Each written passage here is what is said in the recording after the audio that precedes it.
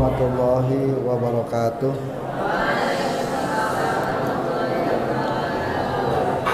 Alhamdulillahi wa kafa, wassalatu wassalamu ala sayyidil mustafa wa ala alihi wa ashabihi ahlus sidqi wal wafa. Ashhadu an la ilaha illallah wahdahu la syarikalah wa ashhadu anna muhammadan abduhu wa rasuluh. Allahumma salli wa sallim wa barik ala sayyidina muhammadin wa ala alihi wa ashabihi ajmain, amma ba'du. Anak-anakku sekalian yang dirahmati Allah subhanahu wa ta'ala, alhamdulillah kita sudah berada di hari ke-10 di bulan suci Ramadan. Artinya kita sudah akan mau memasuki fase yang kedua. Yang pertama itu awaluhu rahmah wa ausatuhu maghfirah. Kita mau masuk ke bagian kedua, fase kedua, namanya maghfirah, ampunan. Nanti fase ketiga 10 hari terakhir namanya itqum minan nar. Mari sama-sama kita lanjutkan kajian kitab Nashihul Ibad, ya, lanjutan yang kemarin. Hadis makalah yang ke-17. Ya, makalah yang ke-17. Bismillahirrahmanirrahim. Qala al-musannifu rahimahullahu ta'ala wa nafa'a bi ulumihi fid dharaini amin. Rabbi yasir wa la tu'asir, Rabbi tamim bil khair. Bismillahirrahmanirrahim. Wal maqalatu sabi'atu asyrata. Al maqalah as-sabi'a asyrah, maqalah yang ke-17.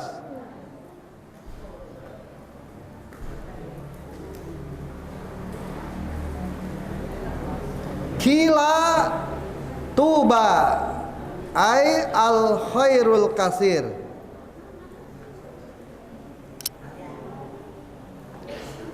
Liman kana aqluhu amiron bi ayak tadi bi muradi aqlihi al kamili wa hawahu ay mailanu nafsihi ila ma la tastahihi min ghairi da'iyatis syar'i asyiran ay mamnu'an min dalika. Tuba, berbahagialah. Tuba, berbahagialah ay al khairul kasir. Artinya tuba itu ya mendapatkan kebaikan yang banyak. Ya, orang yang mendapat kebaikan yang banyak itu pasti dia berbahagia, bergembira. Liman kana akluhu amiron, orang yang menjadikan akalnya itu sebagai amir, sebagai raja, pembimbing. Biayak tadi bimuradi aklihi, dengan mengikuti keinginan akalnya, dengan mengikuti keinginan akalnya.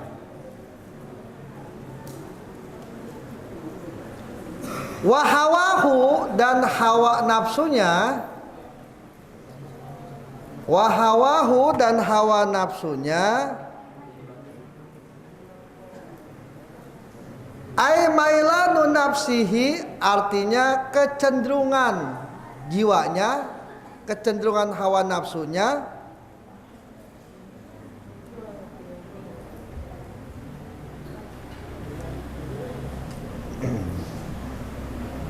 Mala tastahihi min ghairi da'iyati syar'i, Ai mailanu nafsihi artinya kecenderungan jiwanya itu kepada sesuatu ya di luar dari ketentuan hukum syara. Asiron, ia akan menjadi tawanan, akan menjadi kendali, tawanan. Ai mamnu'an min jalika, artinya dijaga. Mamnu'an tertolak, tercegah, dijaga. Min jalika, dari keinginan tersebut. Wawailun, dan celakalah. Ai halakun sadidun, artinya kerusakan yang sangat celaka ya. Liman kana hawahu, bagi orang hawahu yang hawa nafsunya amiron, sebagai raja, pembimbing, pengendali.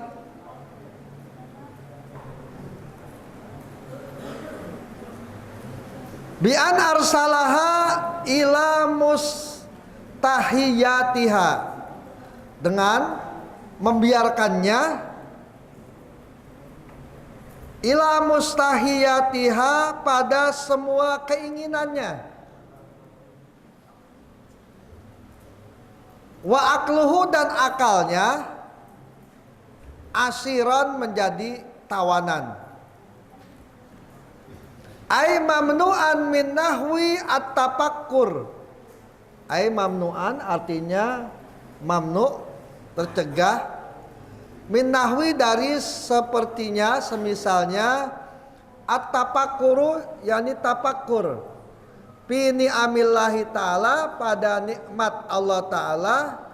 Wa fi azamatihi, dan pada keagungannya Allah ta'ala. Titik.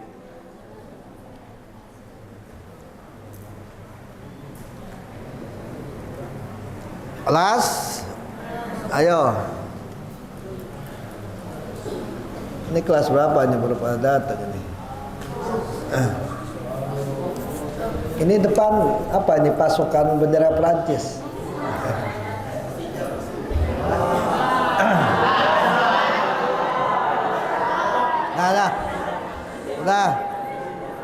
Dah, makalah yang ke-17. Makalah yang ke-17. Ya. Tuba liman kana akluhu amiron. Bahagialah, ya. Dah, dengerin dah. Bahagialah orang yang akalnya itu menjadi pembimbing, menjadi raja. Wahawahu asiron, dan hawa nafsunya menjadi kendali, tawanan. Ya. Jadi begini, di dalam diri manusia itu ada dua kendali. Ya. Ada kendali akal, ada kendali hawa nafsu. Ya. Orang yang hidupnya dikendalikan oleh akalnya, maka hidupnya akan selamat. Hidupnya tidak akan sesat. Dah. Tapi orang kalau hidupnya itu dikendalikan oleh hawa nafsunya, maka hidupnya itu akan sengsara. Hidupnya akan terjerumus kepada dosa dan kemaksiatan. Ya. Kepada dosa dan kemaksiatan. Makanya, ya, akal itu adalah merupakan satu karunia besar yang diberikan Allah kepada kita, yang harus kita jaga, yang harus kita pelihara. Jangan dirusak akal ini. Banyak kan orang yang merusak akalnya. Dengan cara apa? Orang merusak akal.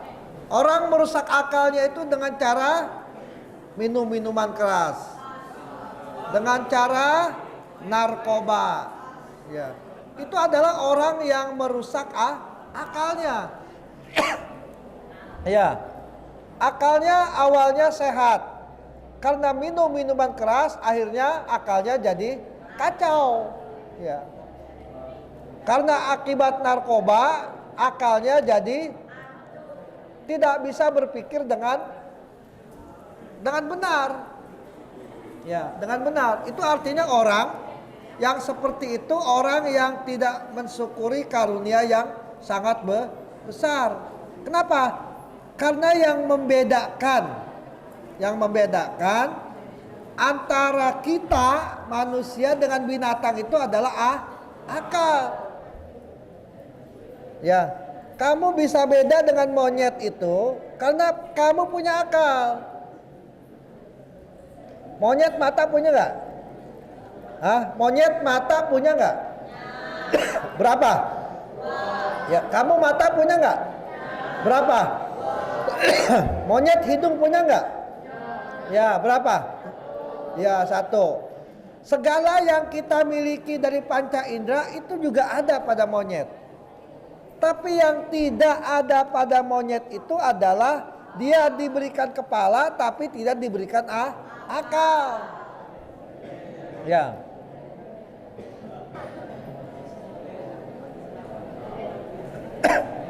Jadi banyak kesamaan kita dengan makhluk Allah, dengan binatang aja banyak samanya kita. Ya, sama-sama punya mata, sama-sama punya hidung, sama-sama punya telinga. Tapi yang membedakan kita dengan binatang itu adalah akal. Ya. Makanya kita termasuk makhluk yang dimuliakan Allah. Walaqad karramna bani sungguh telah kumuliakan anak cucu Nabi Adam. Ya. Dengan apa?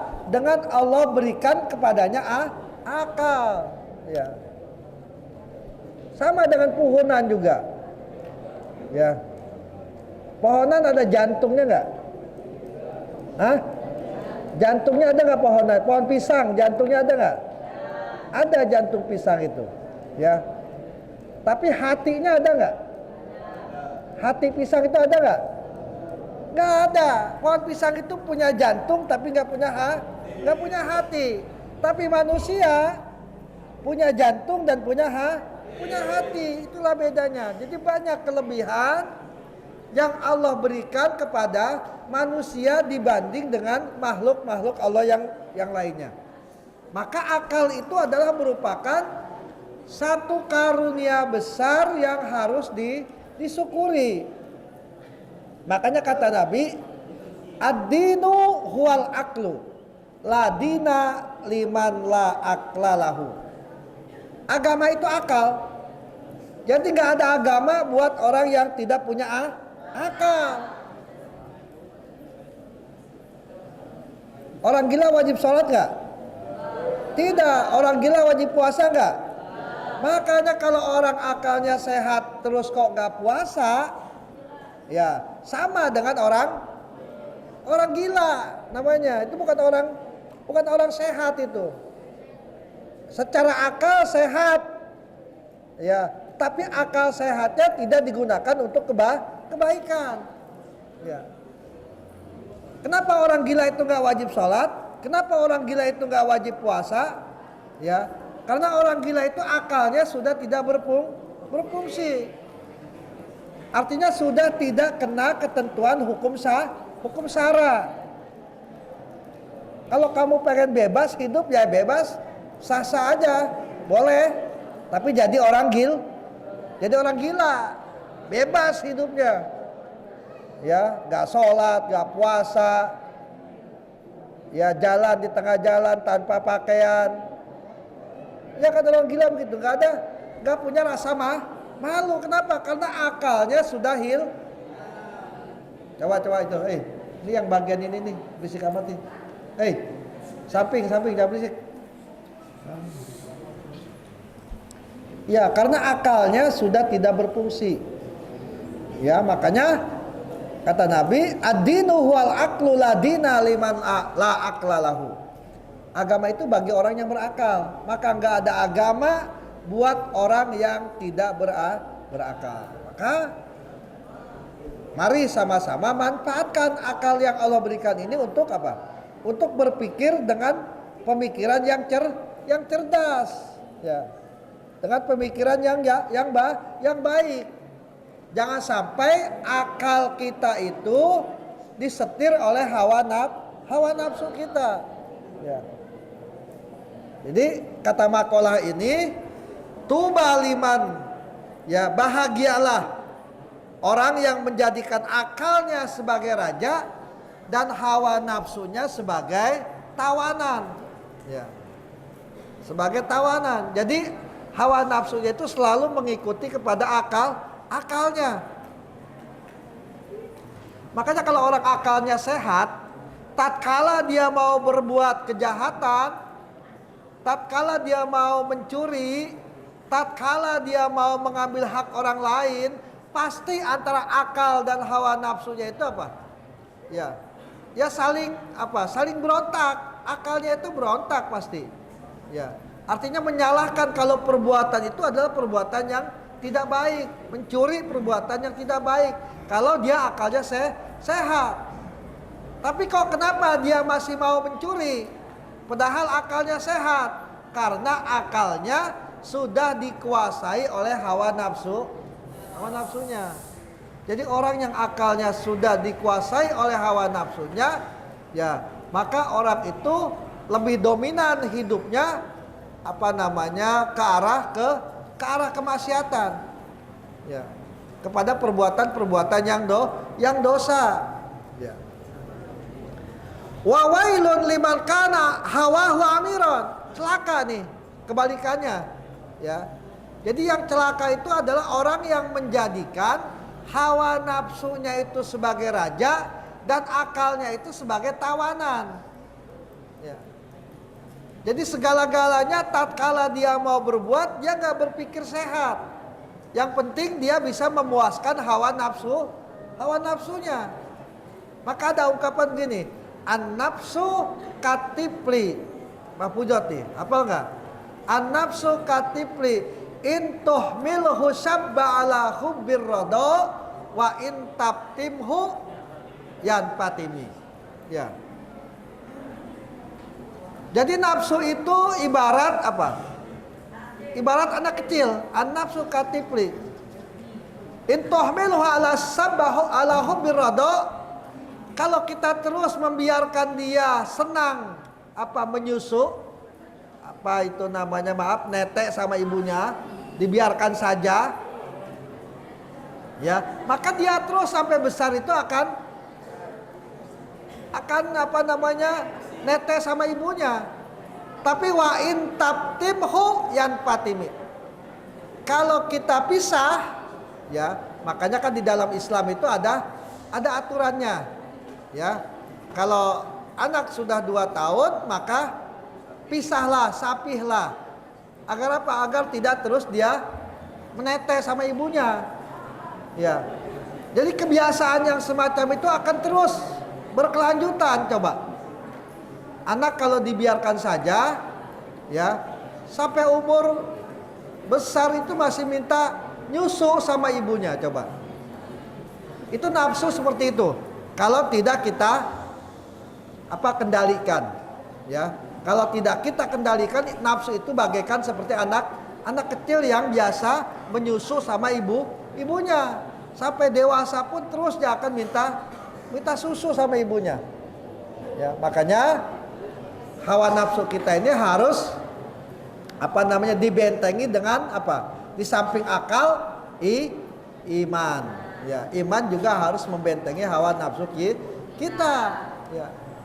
Maka bedanya kita dengan malaikat begitu, ya. Malaikat itu, ya, tidak diberikan hawa nafsu, ya. Makanya hebat manusia itu kalau mampu mengendalikan hawa nafsu dengan akalnya, ya, manusia itu lebih daripada, ya, malaikat, lebih daripada itu, ya. Nah, karena ada hawa nafsu dalam jiwa manusia inilah, ya, terkadang hidup manusia itu terjebak kepada hal-hal yang atau perbuatan-perbuatan yang membawa dirinya kepada kehancuran, kebinasaan dan kemaksiatan. Ya. Jadi hawa nafsu. Ya.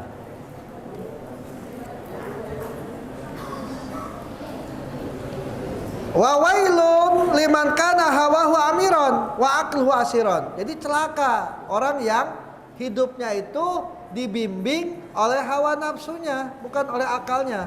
Sementara akalnya jadi tawanan dia. Jadi apa yang menjadi keinginan hawa nafsunya, akalnya harus ikut. Bahaya hidup seperti ini. Ya. Makanya kalau ada sesuatu ya yang barangkali gak bagus, akal harus menimbang. Ya, ini benar gak ini? Ini kalau saya lakukan gimana akibatnya? Ya, akal itu harus memberikan pertimbangan. Ya, jangan membiarkan saja hawa nafsu itu hidup dengan bebasnya. Ya. Kalau hawa nafsu ini dibebaskan, ya celaka hidup ini. Ya. Makanya manusia itu diberikan akal dan diberikan hawa nafsu. Jadi akal itu adalah merupakan kendali hawa nafsu, rem. Ya, rem dari hawa nafsu. Kayak kita sekarang di bulan Ramadan. Ya. Kalau kita nggak kendalikan hawa nafsu kita ini, makanya kata Allah dalam hadis qudsinya apa? As-saumu li wa ana ajizibi. Puasa itu milikku. Ya. Artinya apa? Yang tahu puasa itu adalah antara kita dengan Allah. Ya. Kan bisa aja orang kadang-kadang masuk kamar sendirian, minum banyak. Masuk kamar sendirian, makan. Bisa aja. Yang tahu siapa? Dirinya. Sama Allah. Ya. Sama Allah. Artinya apa? Ya. Karena dia nggak kendalikan hawa nafsunya. Makanya bulan puasa ini adalah bulan pengendalian hawa nafsu. Bulan pengendalian hawa nafsu. Agar supaya apa? Agar supaya hawa nafsu kita ini tidak menjadi hawa nafsu yang jelek. Ya. Inna nafsa la ammaratun bisu. Nafsu itu selalu membawa kepada kejahatan, kejelekan. Ya. Dah. Wa aqluhu asiron, dan akalnya menjadi tawanan. Ini yang nggak bagus. Yang nggak bagus. Ai mamnu'an min nahwi at-tafakkur fi ni'amillahi ta'ala wa fi azamatihi ta'ala. Artinya akalnya ini tercegah. Tercegah dari apa? Dari tafakur, memikirkan akan hakikat ciptaan Allah dan keagungan Allah. Jadi akal itu dibawanya ngayap kemana-mana. Tidak dibawa akal itu untuk melakukan ya bersyukur terhadap karunia nikmat Allah, termasuk juga tafakur terhadap ciptaan Allah. Makanya tafakkaru fil khalqi wala tafakkaru fil khaliq. Ya, berpikirlah kamu tentang ciptaan, jangan kamu berpikir tentang zat Allah yang menciptakan. Fa innakum la tuqaddiruna qadrah. Kita enggak akan mampu ya memikirkan tentang zat Allah, memikirkan tentang pribadi diri kita saja enggak mampu. Ya, bicara roh yang ada dalam jasad kita. Ada enggak rohnya ini? Ya, dalam jasad kita ada roh enggak? Ada, tapi kalau ditanya bagaimana bentuk roh kita, enggak ada yang tahu bentuknya. Angin, ada enggak angin? Ada, bisa kita rasakan. Kalau ditanya bagaimana warnanya angin, ya nggak ada yang tahu. Itu baru ciptaannya, apalagi yang menciptakannya. Ya, maka ya sering-sering kita tafakur. Tafakur itu perintah agama. Ya, tafakur itu perintah agama. Kalau malam hari coba kita mendangak ke atas, lihat ke atas. Bagaimana Allah ciptakan bintang-bintang yang gemerlapan di malam hari.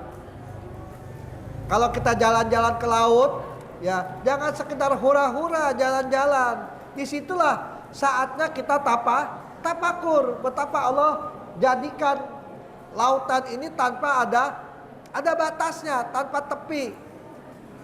Bahkan Ya, para ilmuwan mengatakan bahwa lautan itu lebih luas daripada daratan. Hidup kita ini dikelilingi oleh laut. Di bawah kita adalah air. Kita hidup ini di antara air.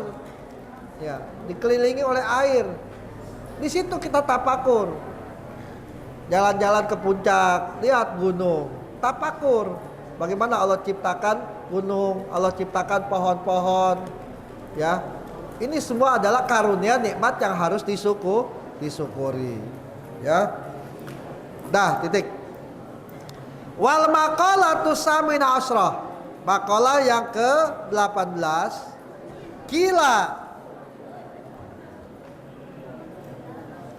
Yang tidak mau ngaji, silahkan keluar aja daripada berisik. Keluar aja. Dibilangin sekali, dua kali nggak ngerti. Wal maqalatu saminata asra, maqalah yang ke-18, kila dikatakan man taraka dzunub raqqa qalbuhu. Lanjut ya, hadisnya itu. Man taraka dzunub raqqa qalbuhu. Barang siapa yang meninggalkan dosa, maka akan jernih hatinya.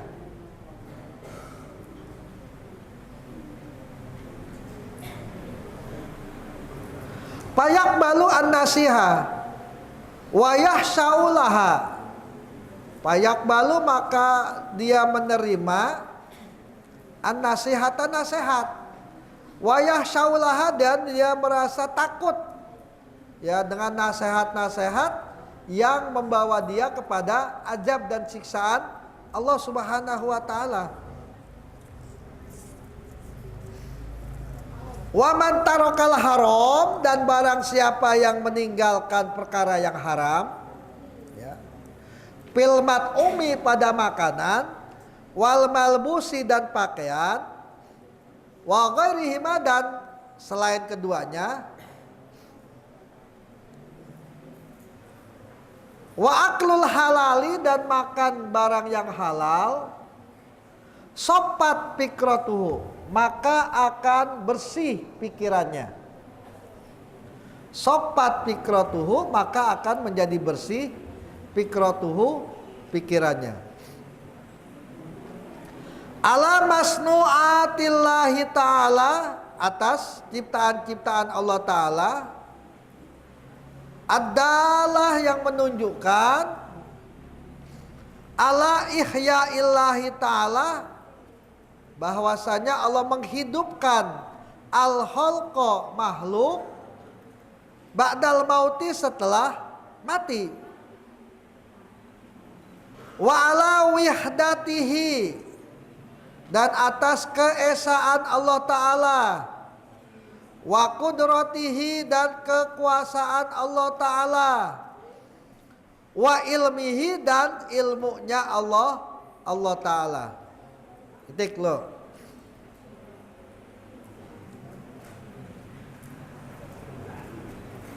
Ya. Makalah yang selanjutnya, man taraka dzunub raqqa qalbuhu. Barang siapa yang meninggalkan perbuatan-perbuatan dosa, raqqa qalbuhu, maka hatinya ini akan menjadi jernih. Ya. Karena yang namanya penglihatan itu ada dua, penglihatan johir dan penglihatan batin. Penglihatan johir itu apa?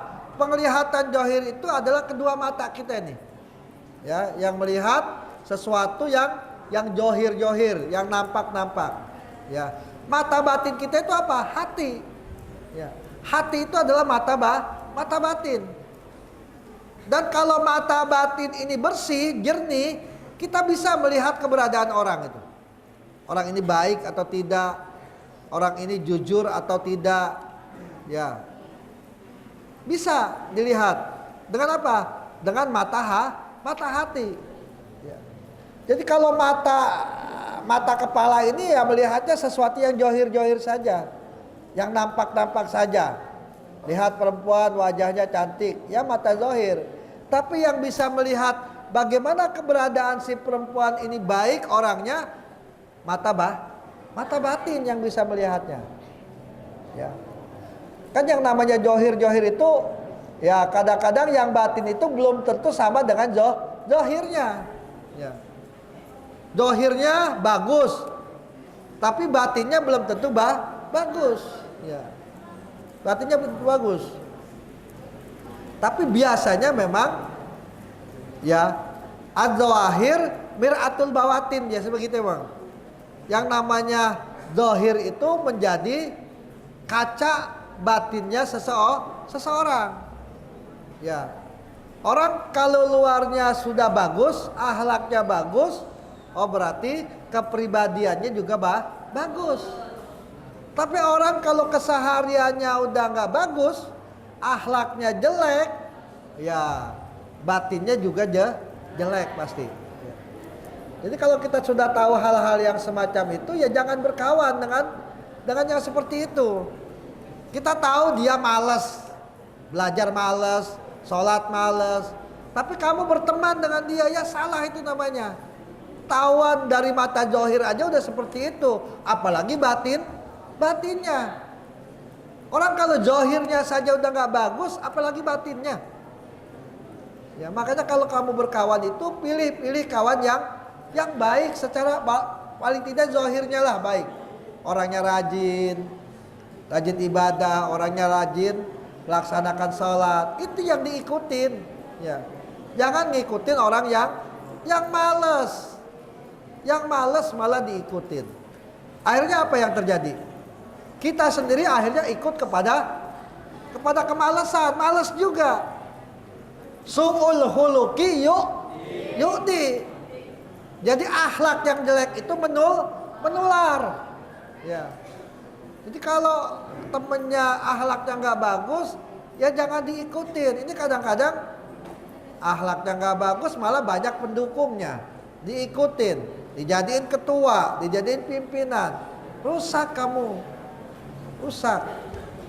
Ya, makanya memilih apapun pimpinan satu organisasi, pimpinan apa saja, pilih orang yang terbaik di antara yang baik. Banyak yang baik, pilih yang terbaik siapa? Karena orang yang terbaik itulah yang membawa kita kepada kebaikan.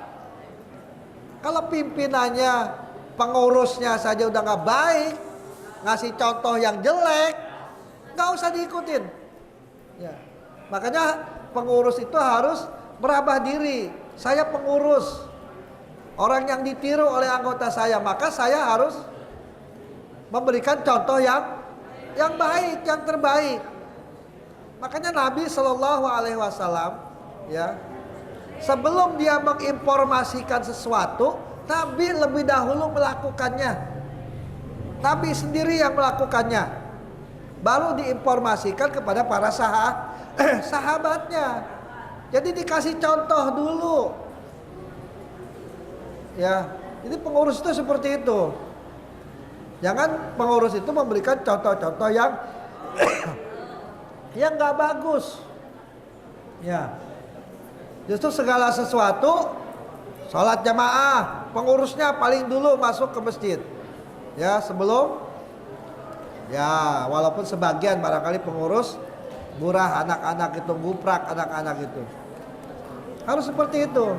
Jadi kasih contoh-contoh yang baik. Ya, contoh yang baik.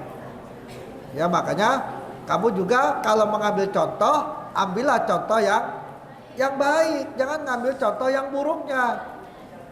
Ngelihat pengurus nggak baik, dia aja pengurus nggak baik, saya ikut dia aja, salah kamu namanya itu, salah jalan.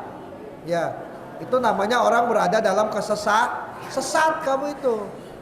Ya tawan pengurus nggak bagus kok diikutin gitu. Ya jangan. Siapapun dia kalau tidak baik, ya kalau mengajak kepada kemaksiatan, nggak usah ikut.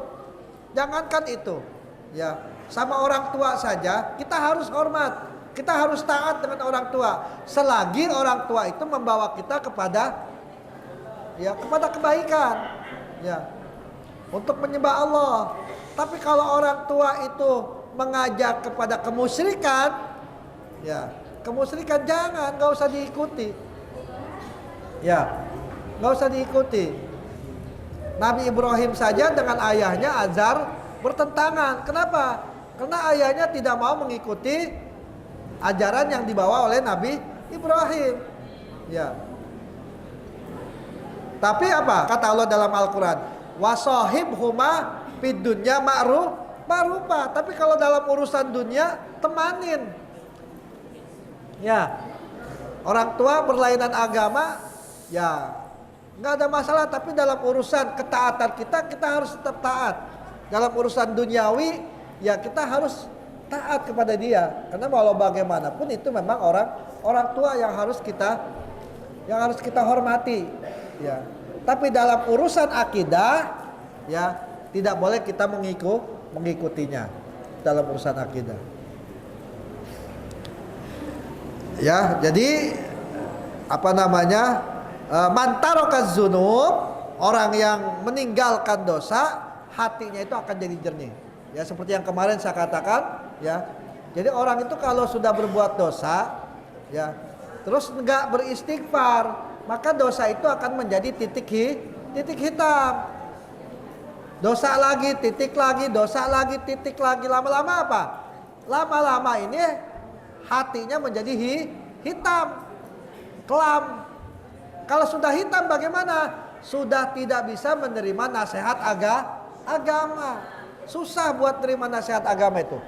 Kalau hatinya sudah hitam. Hitam dengan apa? Hitam dengan dosa. Kenapa? Khatamallahu ala qulubihim wa ala sam'ihim wa ala absar. Sudah dikunci, ya, hatinya itu sudah dikunci. Ya. Makanya kalau di Al-Qur'an, ya, kalla balrona ala qulubihim makanu, itulah yang disebut dengan aron namanya. Jadi titik hitam yang menutupi hati manusia, dan itu adalah merupakan dosa-dosa manusia yang tidak dimohonkan ampunannya. Maka sekecil apapun dosa, tatkala kita sadar berbuat dosa itu, maka cepat-cepat kita mohon ampunan Allah. Agar supaya apa? Agar supaya sokula, biar jadi jernih lagi hati kita. Ya. Karena hati yang jernih, hati yang tidak banyak berdosa akan selalu membawa manusianya kepada kebaikan-kebaikan. Ya. Jadi mantarokaz dzunub raqa qalbuhu. Jadi kalau hati kita ini akan ingin menjadi hati yang jernih, yang bersih, karena yang masuk ke dalam surga itu siapa? Ya, orang yang punya hati yang salim, ya. Illa man atallah biqalbin salim. Orang yang datang kepada Allah nanti dengan hati yang selamat, ya. Hati yang tidak banyak membawa beban dosa. Wa man tarokal haram, dan orang yang meninggalkan perkara yang haram, ya, perkara yang haram, fil mat'umi wal malbus wa ghairihima, ya, pada makanan, pakaian, dan selain keduanya banyak lagi contoh-contohnya. Wa aklul halal, dan dia makan makanan yang halal, sopat fikratuhu, maka akan jernih pikirannya. Nah ini kita introspeksi nih sekarang nih, ya. Kenapa kok saya sulit menghafal? Introspeksi. Mungkin banyak barang haram yang kita makan. Makanya kamu kalau jadi orang tua nanti, yang laki, yang perempuan, ya, jangan kasih nafkah makan anak-anak kita dari barang yang haram. Itu banyak efeknya. Apa efeknya? Bisa jadi anaknya badung. Bisa jadi anaknya susah diajar, susah diarahkan. Bisa jadi anaknya bebel. Apa bebel itu? Ya, kalau diajar itu berkali-kali nggak mudeng begitu. Ya, itu bisa jadi penyebabnya adalah apa? Karena banyak diberi makan oleh orang tuanya dari barang-barang yang haram. Ya, kenapa? Itu mempengaruhi. Ya, begini anak-anak sekalian, Perhatikan, kamu juga, ini udah gede-gede nih, udah tahu mana yang halal, mana yang haram. Ya, yang milik orang jangan diambil, ya makanan orang jangan suka dicolong, ya. Karena yang kita makan itu nggak semuanya jadi ampas, nggak semuanya keluar dari belakang. Itu ada yang jadi darah, ada yang jadi daging. Darah itu akan berputar di semua tubuh kita. Ya di otak kita semua menjalar darah itu. Asalnya apa? Asalnya dari makanan yang kita makan. Kalau kita makan dari barang yang haram, ya dari hasil mencuri, milik orang lain yang kita makan, uang orang lain yang kita ambil, lalu kita belikan makanan, kita makan. Yang kita makan itu nggak semua jadi ampas. Ada yang jadi daging, ada yang jadi darah. Itulah nanti yang akan membentuk sifat manusia. Makanya perlu diperhatikan ini. Kamu yang laki bakal jadi ya bapak wali bapak rumah tangga. Ibu jadi ibu rumah tangga. Perhatikan makanan anak-anak kita. Kalau anak-anak kita ingin menjadi anak yang soleh, salihah, maka dari awal itu sudah diprogramkan untuk menjadi anak yang baik. Kamu pernah dengar ceritanya Imam Syafi'i? Ya, Imam Syafi'i itu bapaknya pada suatu hari pernah nemu itu? Apel yang sedang dialiri oleh sungai. Apelnya sudah entah pohonnya di mana, pokoknya apel itu ada di sungai. Ya, kalau istilah barangkali barang subhat begitu. Dia nggak mencuri, apel itu diambil lalu dimakan. Begitu dimakan dia sadar bahwa apel ini adalah bukan miliknya. Lalu apa yang terjadi? Dia susuri sungai itu. Ya, dia susuri sungai itu di mana ada pohon apel. Dia tanya di situ si pemilik pohon apel itu. Ternyata benar apel itu adalah dari pohon yang ada di pinggir yang ada di pinggir sungai itu. Lalu dia mohon kepada pemiliknya agar supaya dihalalkan. Tapi apa kata pemiliknya? Kamu gak akan saya halalkan kecuali kalau kamu bekerja di tempat saya selama sekian tahun. Cuma makan apel satu, dan itu pun bukan mencuri, apel sudah jatuh di sungai. Lalu apa yang terjadi? Ya dia bekerja di situ karena memang permintaan si pemiliknya agar supaya dia mau kerja di tempatnya. Ya. Di tempatnya itu. Ya. Dan yang kedua, setelah sampai waktunya sekian tahun dia udah bekerja dan itu perjanjiannya dia mau keluar, lalu diberikan syarat lagi. Kalau kamu mau keluar, syaratnya kamu harus nikahi anak saya katanya. Kamu harus nikah dengan anak saya. Terus kata dia, anak saya ini buta, tuli, bisu, apalagi nggak bisa jalan, gempor. Ya, coba pikir, orang laki disuruh kawin sama perempuan bisu, tuli, buta, gempor. Kira-kira gimana itu? Komplit itu. Ya, komplit. Apa komplit? Ya, udah buta, tuli, bisu, gempor lagi. Ya, semua ada di situ. Ya, lalu gimana? Karena persyaratannya seperti itu, kalau dia mau keluar ya harus itu. Bapaknya Imam Syafi'i ini. Akhirnya diterimalah. Ya, diterima itu. Ya, walaupun kata si bapaknya itu, anak saya ini tuli, buta, bisu, gempor. Mau lah dia itu. Ya asalkan dia bisa bebas dari makan sebuah apel tadi. Akhirnya begitu diperlihatkan, ternyata anak itu ya buta karena memang nggak pernah keluar melihat sesuatu yang maksiat. Bisu karena memang dia nggak pernah bicara bohong. Ya, tuli karena memang dia nggak pernah mendengar ya ungkapan-ungkapan yang berbau maksiat. Gempor karena memang dia nggak pernah keluar kemana-mana berjalan, apalagi untuk melihat sesuatu keindahan enggak. Jadi orang itu betul-betul manusia perempuan yang terjaga hidupnya itu.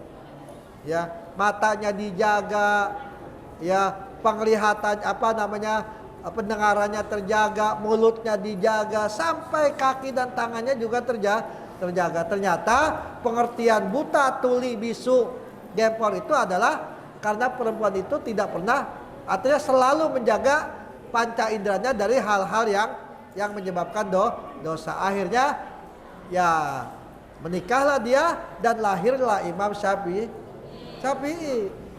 Jadi ulama besar itu lahir dari seorang yang besar juga. Ya, sampai sebegitu sekali.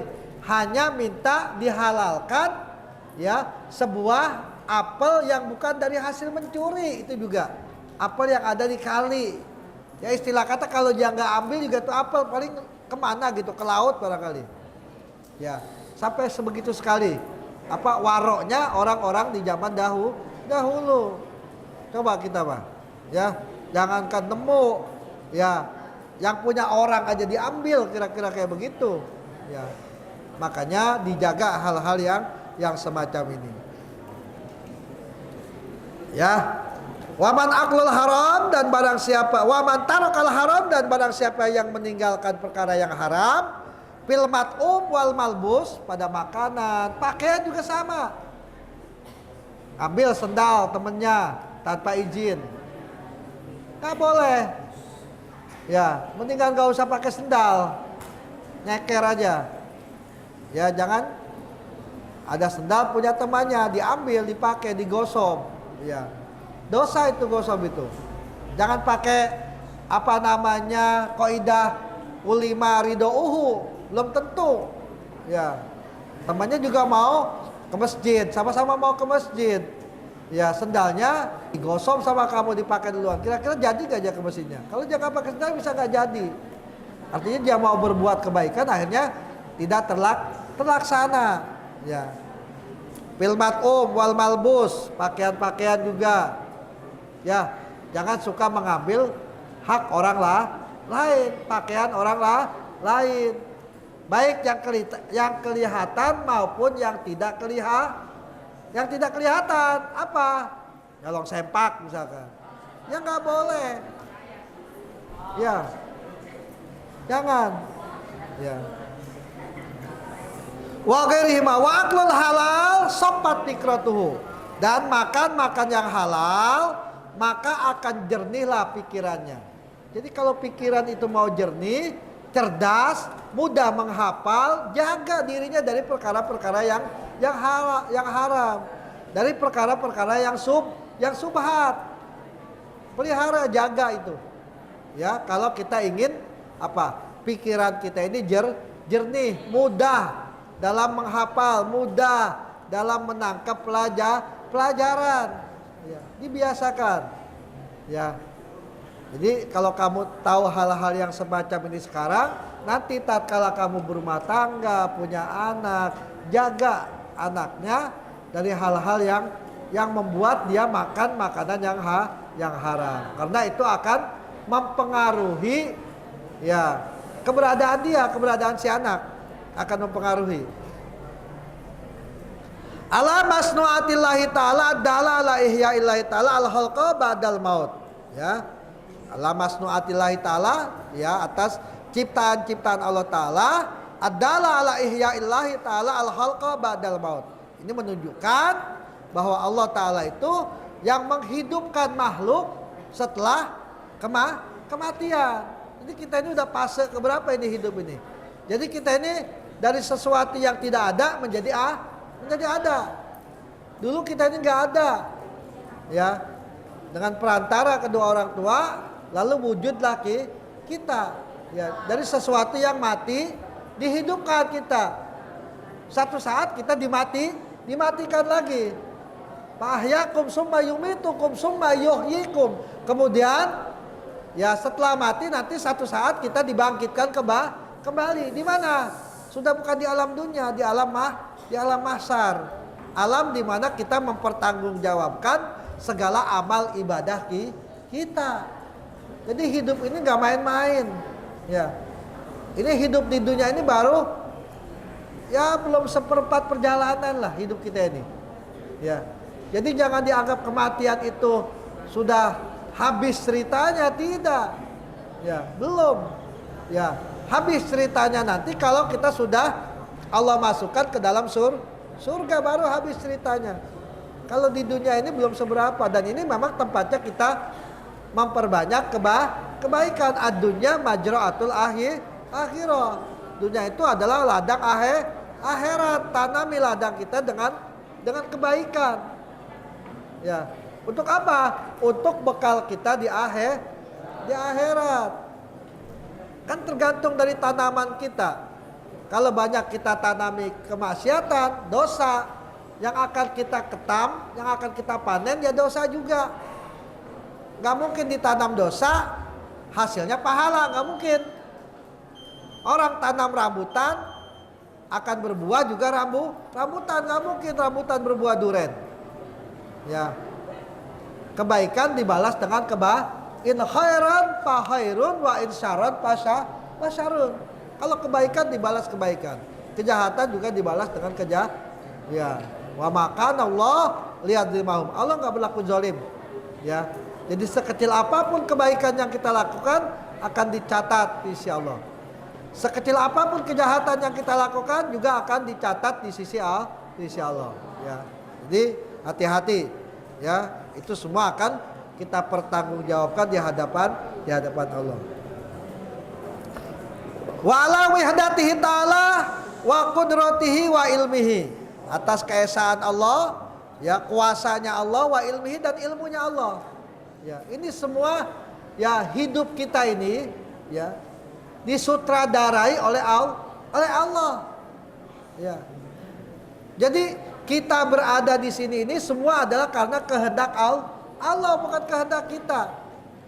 Kita bergerak dari kamar masing-masing ke tempat ini, itu semua yang menggerakkan adalah Allah. Ya. Yang ada di kamar, berarti nggak digerakkan sama Allah itu. Ya, yang nggak diberikan bagian kebaikan di dunia. Karena kalau kita ngaji seperti ini, apalagi di bulan puasa, orang yang mengkaji ilmu itu sama seperti dia mengkaji Al-Quran. Ya, sama seperti dia sedang membaca Al-Quran, berzikir. Ya, makanya perhatikan, jangan banyak ngobrol. Ya, wazalika bi anta'amala bi fikrihi wa tadabbara bi aklihi.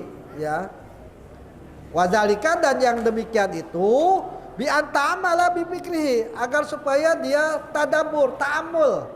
Ya, dia perhatikan, dia renungkan. Dengan apanya?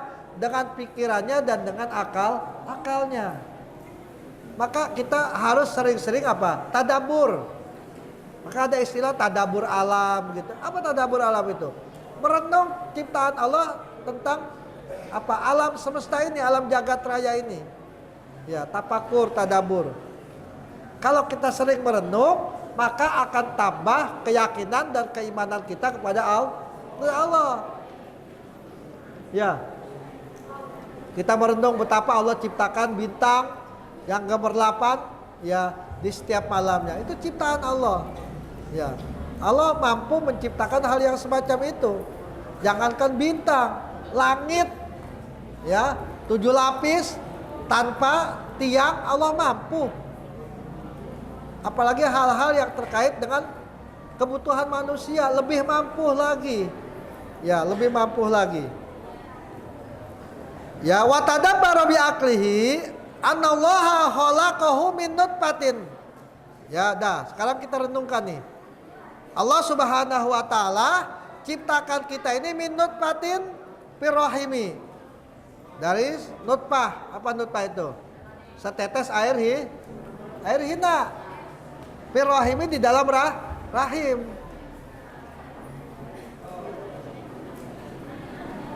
Ya kan? Makanya lagu-lagu Oma Irama itu lagu-lagu yang inspiratif tuh. Ya kan? Itu lagu ciptaan tentang manusia itu kan kalau direnungkan ya memang begitu.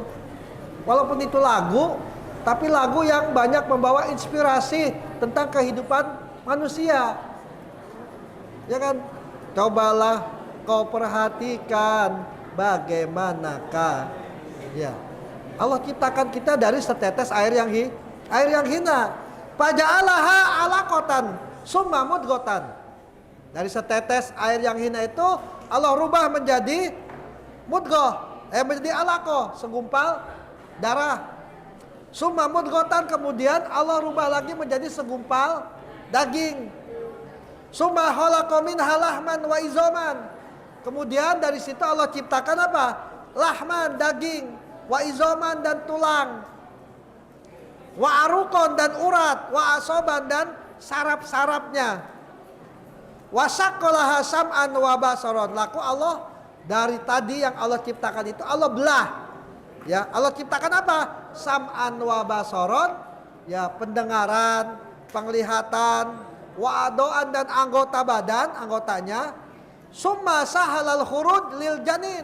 Kemudian Allah mudahkan ya jabang bayi itu keluar min batni ummihi, dari perut ibu. Ya, dah. Ini proses namanya. Ya. Makanya man aropa nafsahu faqad aropa robbahu. Orang yang tahu dirinya, maka dia akan paham siapa yang menciptakannya. Ya.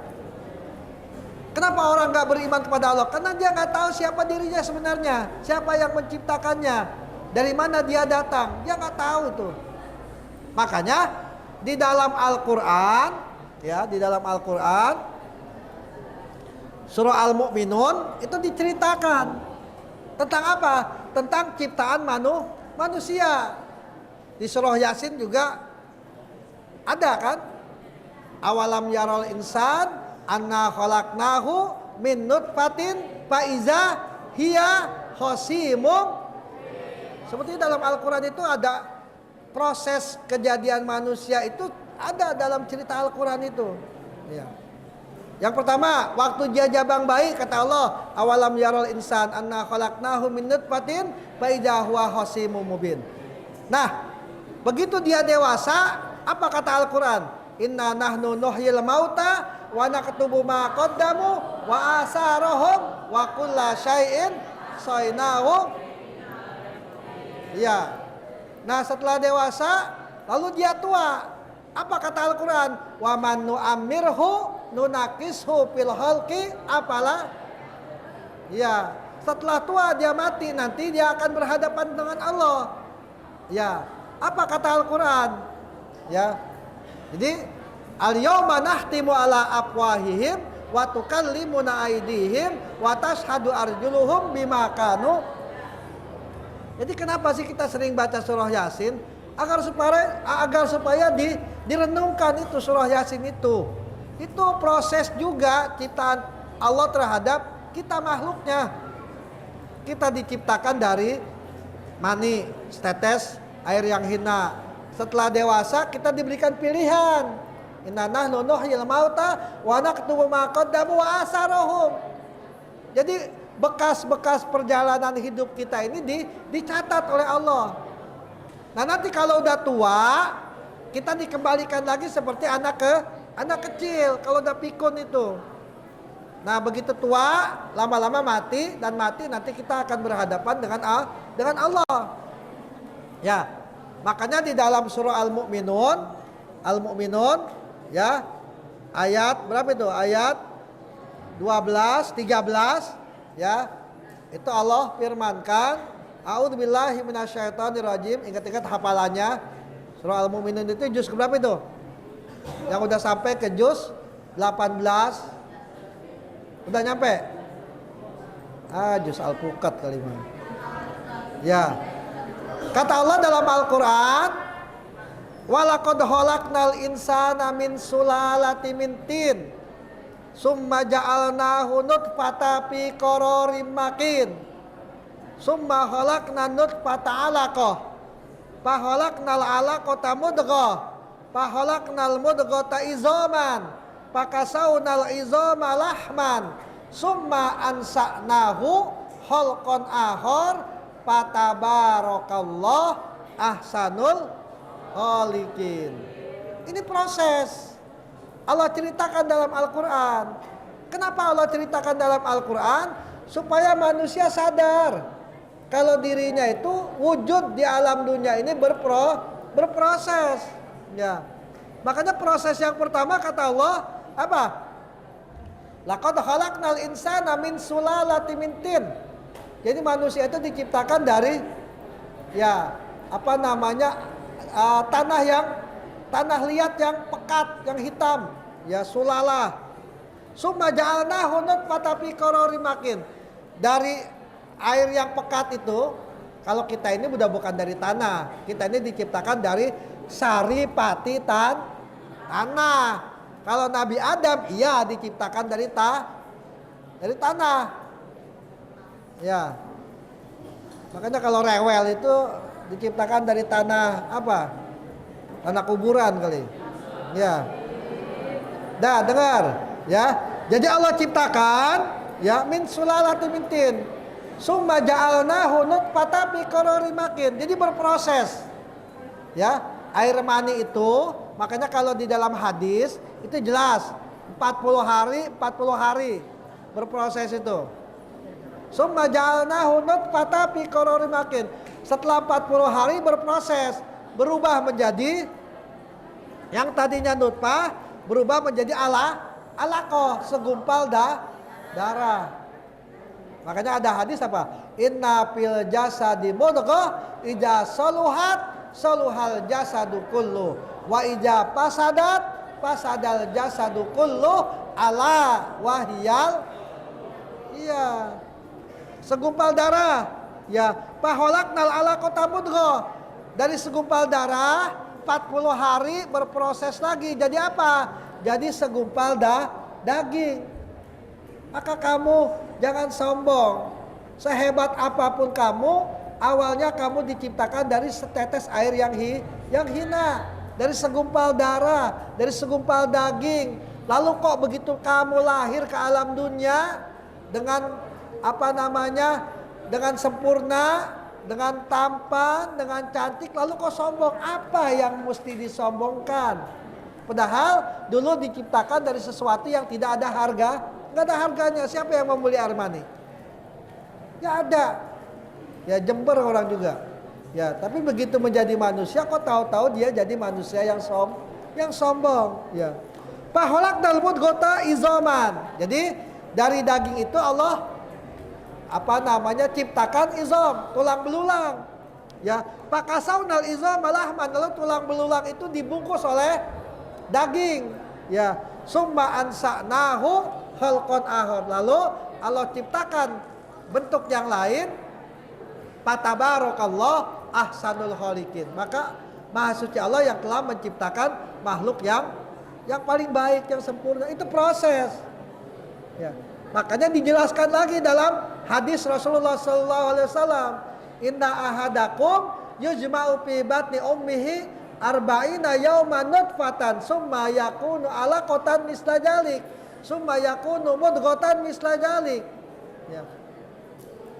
Mayang puhu pihru wa yu'maru bi arba'i kalimatin, dan selanjutnya panjang hadisnya. Itu hadis menjelaskan lagi ayat yang ada di dalam surah Al-Mu'minun. Jadi proses perubahannya itu 40 hari. Mani berubah menjadi segumpal darah 40 hari. Segumpal darah berubah jadi segumpal daging 40 hari. Ya. Jadi berapa itu? 40 120 hari itu berapa bulan?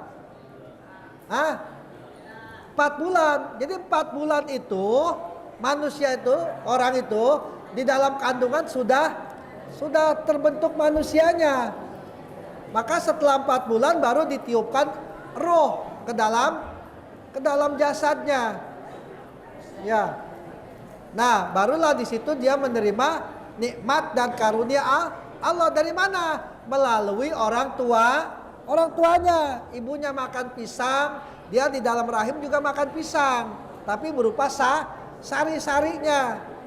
Ibunya makan ubi, dia juga di dalam rahim makan ubi.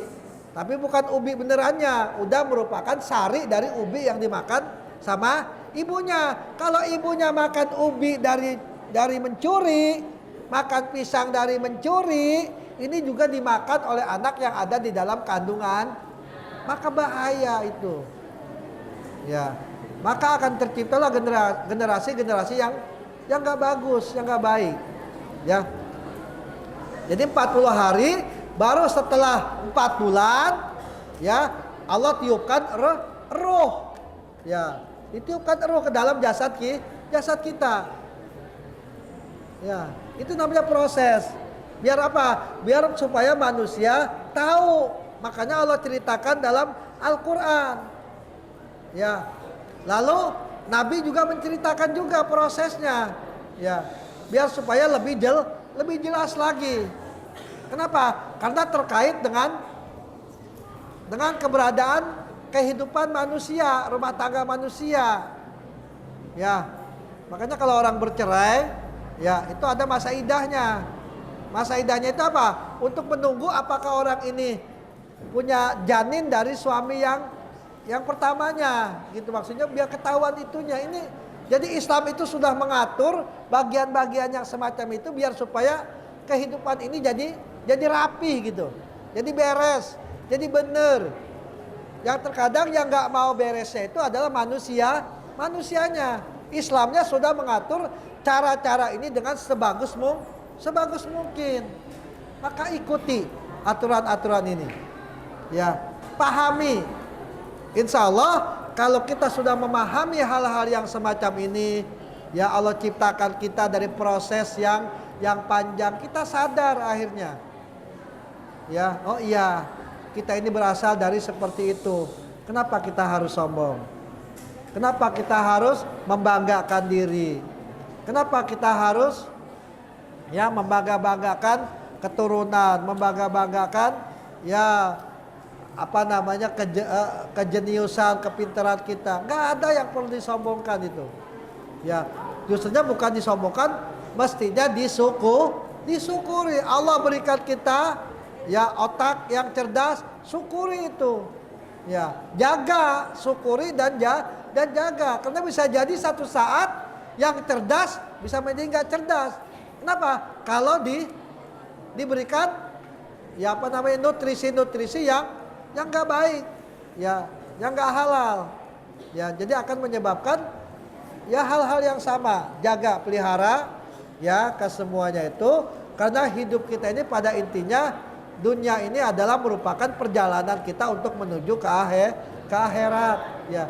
Jadi apapun yang kita lakukan sekarang ini selama di dunia, kita belajar, kita apa namanya menuntut ilmu di pesantren, ini dalam rangka apa sih? Dalam rangka kita mencari bekal agar supaya hidup kita bahagia. Bahagia di mana? Bahagia di dunia, juga bahagia di akhirat, sesuai dengan doa kita. Rabbana atina fid dunya wa fil akhirati wa qina wallahu a'lam bissawab. Doa.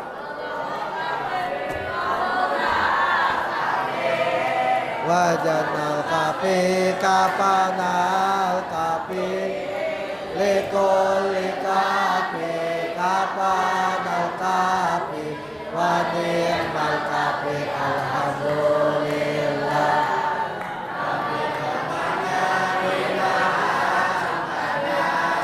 Rabbi alimna ladhi yantauna Rabbi fakirna wa faki alana wa qarabatilana bidinina hasbunallah ni'mal wakil ni'mal maula wa ni'mal wakil hasbunallah wa ni'mal wakil ni'mal maula wa ni'mal nasir. Ya Allah biha ya Allah biha ya Allah bihusnil khatimah ya Allah